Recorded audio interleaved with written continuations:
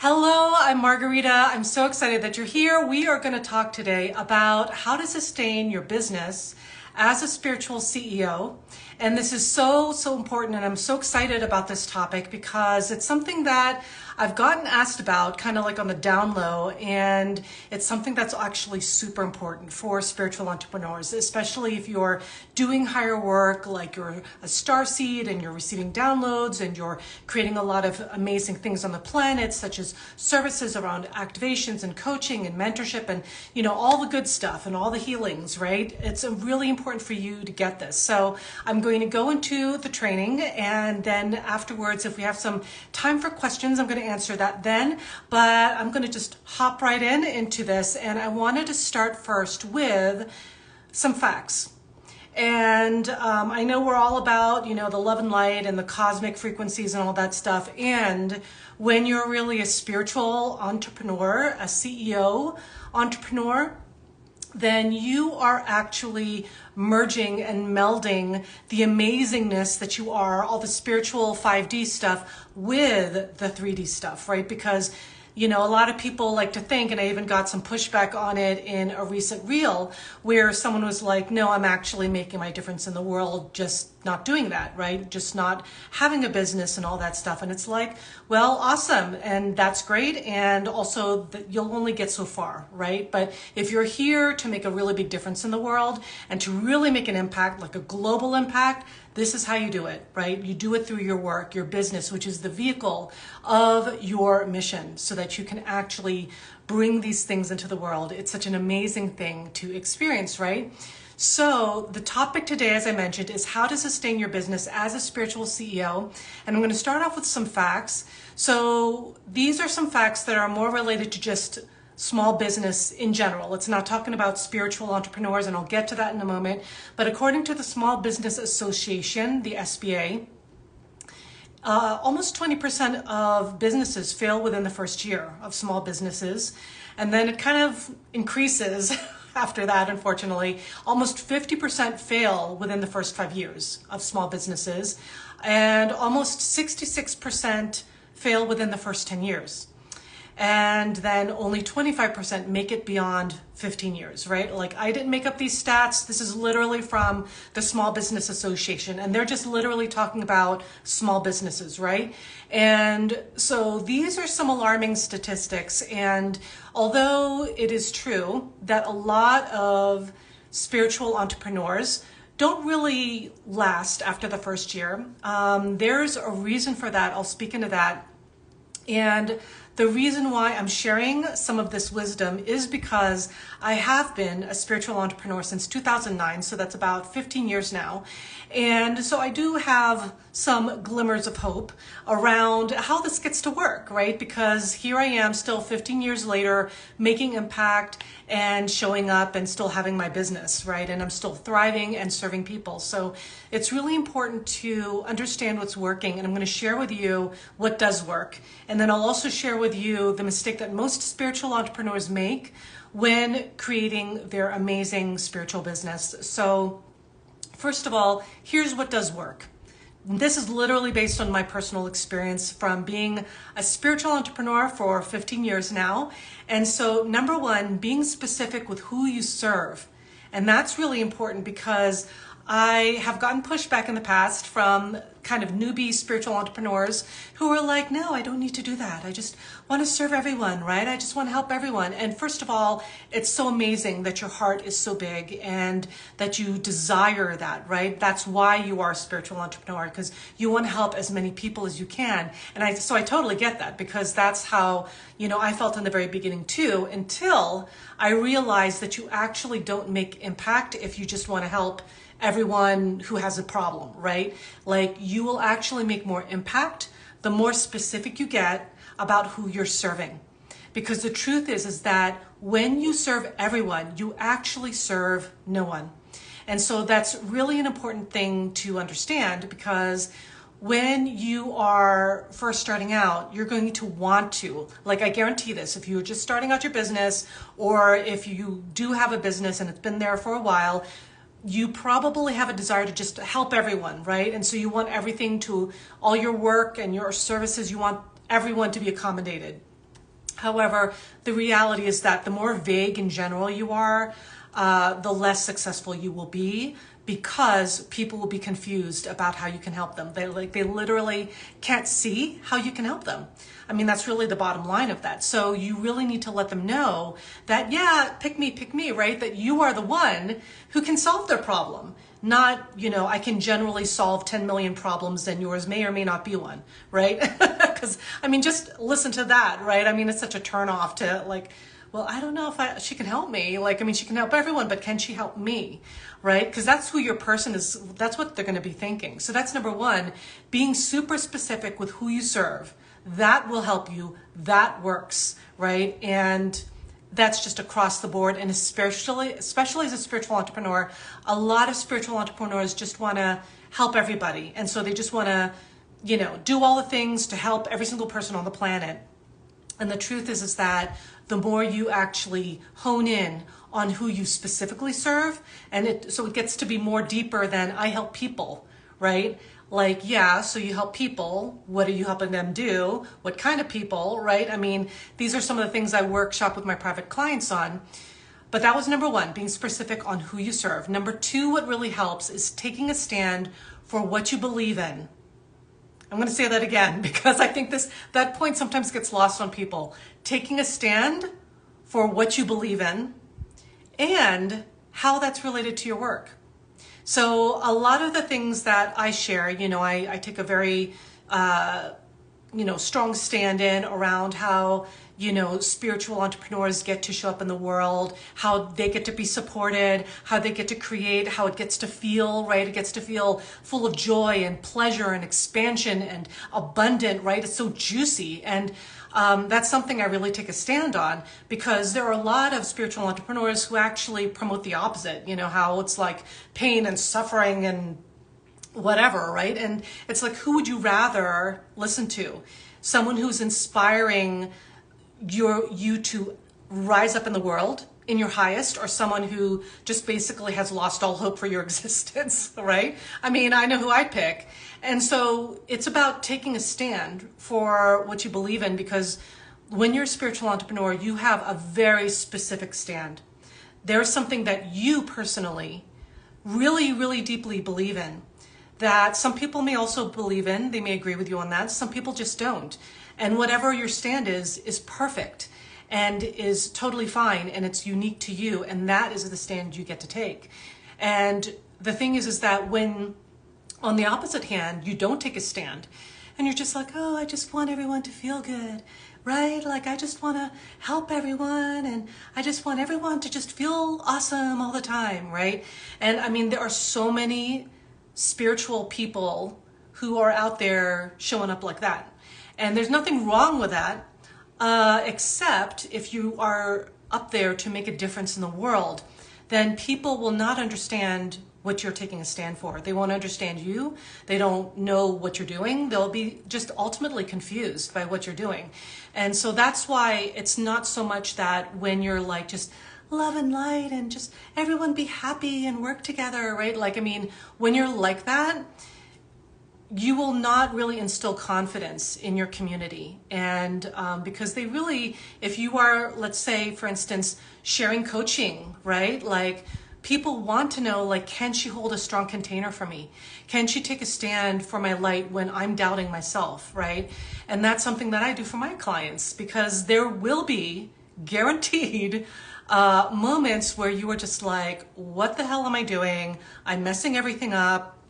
Is this even right? Maybe I should just give up on the whole thing, right? You will have those moments guaranteed, especially as you level up.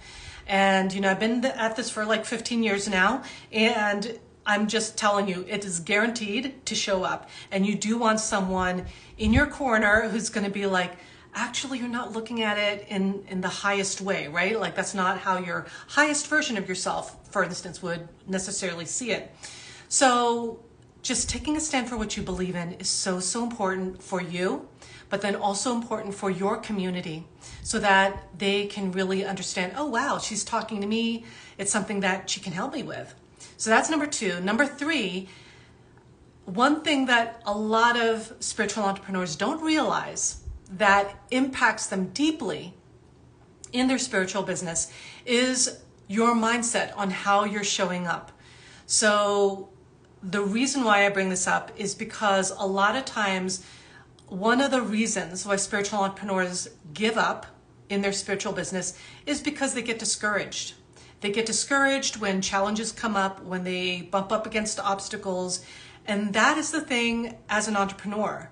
You literally are solving problems, right? When you're an entrepreneur, and then when you're a spiritual entrepreneur on top of that, then you are helping people solve problems on the spiritual realm that is anchored on the physical realm, right? So you see that it's not just staying up there in the cosmos and drumming on your medicine drum and then calling it a day, right? And I'm not poking fun at anyone who does medicine drum work, because I'm a shamanic practitioner myself who has a medicine drum, as well as many rattles and many instruments, right? My point being is that when you have a really big mission in the world, it's a lot more than just feeling cosmic. It's about how are you anchoring this? And part of anchoring it is your mindset and what you are infusing your mind and your soul and your spirit and your heart with. And so that means that when times get tough, because times will get tough when you're an entrepreneur, you will bump up against like maybe someone on your team, right? There's a problem with someone on your team. Maybe you need to hire a new team member. Maybe some of your processes aren't really kind of lining up as you thought they would. Maybe you actually start to need having a team member, right? If you don't already. And, maybe there are some things that are not working out, or maybe you bump up against, a client who is unhappy for whatever reason. And, that's just part of doing business. It's not because you suck or your work is terrible. That's just how it is as an entrepreneur, you just work with these things and you work out the kinks, and then you get stronger in your boundaries, you get stronger with how you create your policies. And that's part of creating healthy energy boundaries, is having those kinds of policies in place. And so having your mindset about how you're showing up is super important. Number 4, your mindset about your money is really important, because if you are a spiritual entrepreneur, that means you are providing services or products that you're receiving payment for, right? And that is kind of like the whole definition of having a business and being an entrepreneur, is actually having these amazing transformative services and products that help people become their best selves. And then you receive payment for that, right?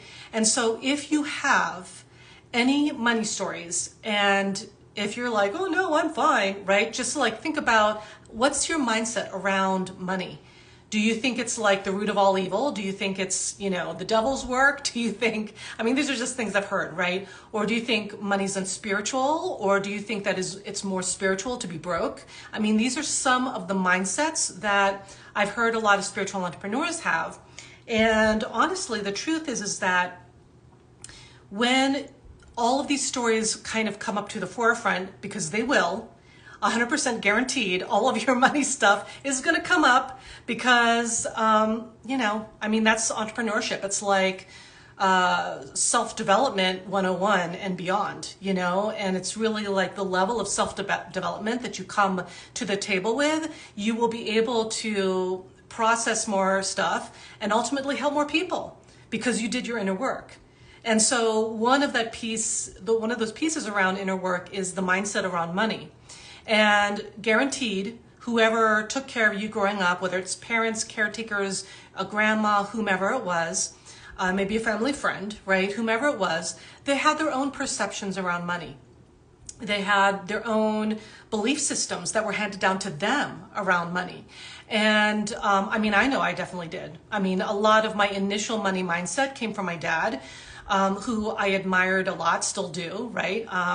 But he had a lot of stories around money that I inherited, that some of them were not entirely healthy, even though he provided for our family, right? And so I inherited a lot of those stories of, if you've been an OG with my work for a while, you've heard some of my outdated money stories before, which was more money, more problems, right? That was one of them. Another one was kind of like you have to work really, really, really hard to get money, right? So these were just some of the dialogue that I personally experienced growing up. And so I took that on. And so those were some of the things I actually personally had to work through, walk through, transform in order to actually be successful as a spiritual entrepreneur, because guaranteed whatever your beliefs are around money will affect how you show up in your business. Because if you, like, let's say for instance, if you think money is unspiritual or something, then you're not going to show up in your biggest and best way, because you're not going to want to make money. And so therefore you're going to dial things back. You're not going to share about your services. You're not going to want to make any money in your business because you think it's unspiritual, right? However, the truth is, and I'm not going to get into all the details around money and stuff because I've actually done master classes on that. But one thing I will say is that money is neutral. It's not unspiritual. It's not evil. It's neutral. It's what you do with it, and it just literally accentuates what you already are. It makes you more of what you already are. So if you have an amazing heart that desires to help a lot of people all over the planet, you're going to be an amazing person who wants to do good in the world with a lot of money. Can you imagine what you can create for not only your clients, like upgrading their experiences, or, you know, upgrading what they have in their work with you, or what you offer in the world as you upgrade yourself when you have that level of wealth? And that is just literally a birthright, right? Like your abundance is your birthright. So if you were to neglect that birthright of yours, then guess what? You're not going to make any impact. Because if you have a lot of money hangups and you think it's evil, or, you know, whatever these stories are, and they're not healed, they're not worked on, they're not transformed, then you are actually not going to make impact, guaranteed. Because you're going to be too consumed with, like, I don't want to charge, I want to make everything accessible, I want to make everything free, I'm going to give everything away for free, you know, and it's just, that's not sustainable. So, you know, this topic today is how to sustain your business as a spiritual CEO. It's not doing that, right? Because that's not sustainable. It's actually very detrimental to your heart and your body and your mind, your soul and your business. And you will ultimately not reach those people you want to make impact with. So make sure your mindset about your money, where you are healed in how you work with money, and that you are abundant in your mindset with money, and that you are neutral when you're thinking about money, right? That's a really big important thing, because literally if you're not charging for your services, then you've got an expensive hobby, not a business. And I hate to tell you that, but that's the truth, right? If you're not charging for services because you're worried about what other people think of you and all this stuff, then there are so many levels to that, like around people pleasing, around unhealed money beliefs and stories, right? And those things can get worked through. So that's something that I work through with my private clients in one-on-one offerings, such as mentorship or the one-off power activation intensive, for instance. But make sure you are working on your mindset around money and wealth, because that will directly impact how you show up as a spiritual entrepreneur. Speaking of which, number 5 is keeping track of your money. So, you know, that might sound really boring. And I know when I was first suggested that many, many years ago, I'm like, oh my God, that sounds so boring. But then I realized the more I kept track of my money, the more money I actually made. Because whatever you focus on grows, right? So if you're focusing on, like, oh, so this money's coming in through what I'm doing here, right? Or I'm losing money by spending too much time over here, right? Then you start to understand what you're showing up with. And then you do more of what's working and less of what doesn't. And so it's just kind of part of that whole ecosystem you're creating as a spiritual entrepreneur.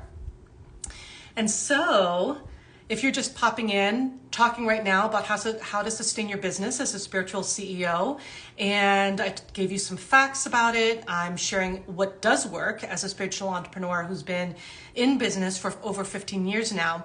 And so I'm now on number 6. Taking ownership of your worth. So this is kind of indirectly connected to your relationship to money, because if you are in ownership of your worth, like you see yourself as worthy and deserving of receiving amazing things, then you will likely be making more money, right? Versus if you don't see yourself as worthy, as not deserving, right, of receiving money or love or anything like that, right? Any place where you're not seeing yourself as deserving or worthy, that is where you will have some issues with money, right? And so the CEO who has a spiritually sustained business, what they do and what I do is that I take ownership of my worth, right? Like I don't, give a tremendous, like massive nuts to bolts kind of like transformative experience that blows their mind for years to come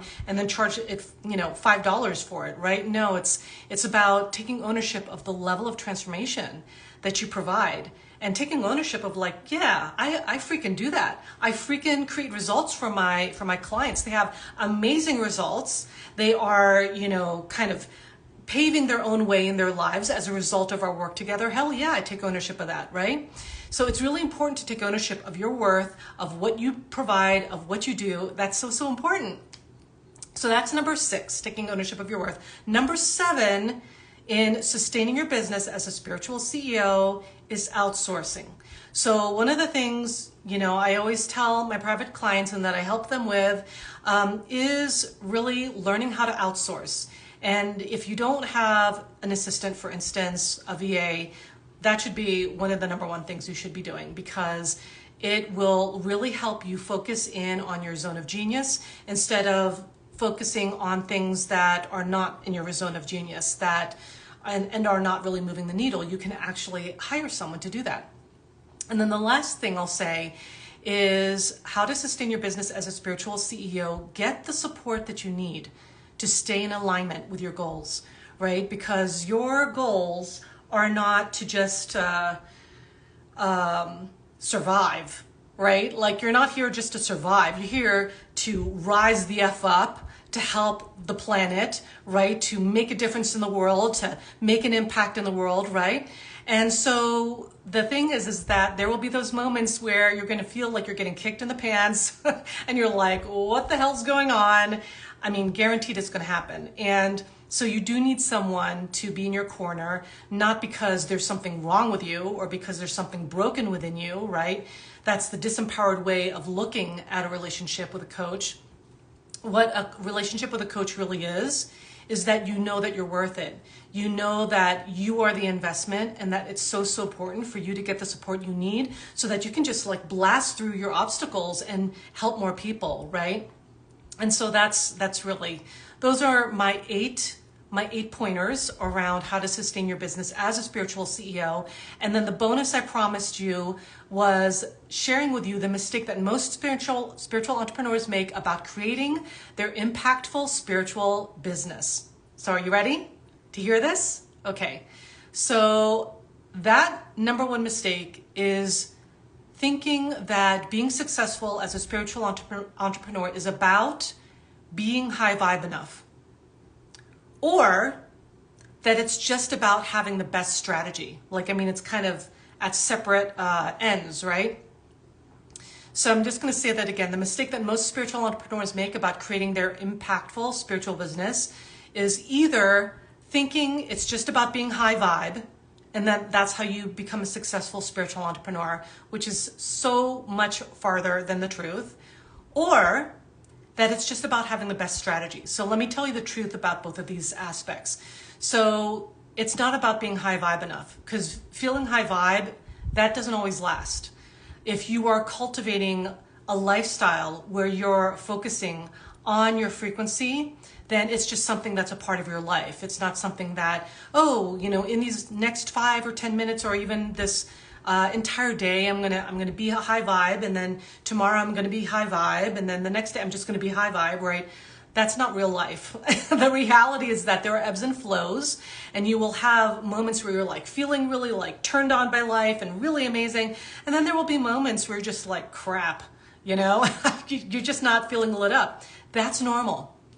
And so if you are staking your success as a spiritual CEO on just being high vibe, then that's why it won't work. And then conversely, it's also not about having the best strategy. because strategy without being anchored in your own self is not going to work. Because you can have the best strategy out there, but if your mind is crap and if your heart is full of, really outdated stories and beliefs about yourself around love and money and healing and life and all that stuff, then you're not going to make your impact. So that's why just having the best strategy doesn't always work. So what does work, and the truth about both of these aspects, it's about what you're cultivating in your frequency. And ultimately, it's about what you are embodying for yourself, right? Because when you are embodied in your power and you're really activated in that as a lifestyle, then you are going to reach more people. You are going to make more impact, because it's not going to be about you and all the trauma that you're still healing, right? Because you're not bringing that to the table. You are actually coming forward with, how can I serve? How do I get to help more people? How do I get to get out of my own way? How do I get to make a difference even more than I am now? How do I get to expand? So these are some of the things that you get to consider around creating as an amazing, successful, abundant spiritual entrepreneur who's helping massive people on the planet and transforming many people's lives and feeling really fulfilled about what you're doing, because that's what it's all about, right? Like really applying your gifts and setting things in motion and creating a very sustainable spiritual business that serves many people and that feels really awesome and that is sustainable. So that said, I do have like a few minutes for questions. So the topic is how to sustain your business as a spiritual CEO. So I'm going to take any questions you may have around that. So go ahead and type them in here. I'll give you a few moments. And then if you don't have questions, that's also fine. But I just covered so much right now. And I know I just kind of like gave it to you straight, but that's how I do. I go right in and share the real deal with you, because I'm not the type to, what's the word? Kind of like gatekeep. I think that's the word. I'm not the type to gatekeep. I'm sharing all the sauce. So any questions you got on sustaining your business as a spiritual CEO, because that's really important. Okay, so there's no questions on that? Totally fine.